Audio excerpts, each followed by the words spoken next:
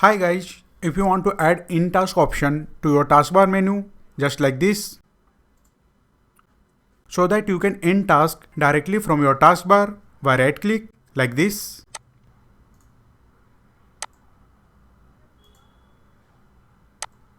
Then let's see how to do it.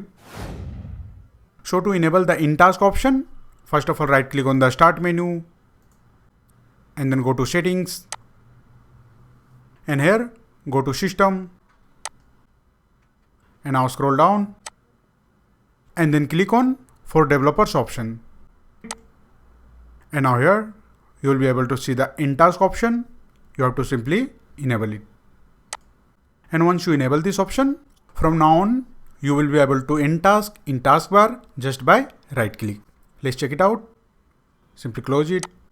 And now whenever you want to end any task from the taskbar, simply right click on it and select the end task option. And the task will be ended. And from now on, you will not have to go to the task manager to end any task. You can do it directly from the taskbar. You can see, simply right click on the app and select the option end task.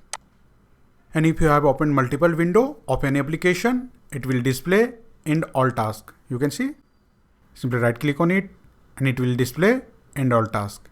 Simply click on it and it will end all the tasks.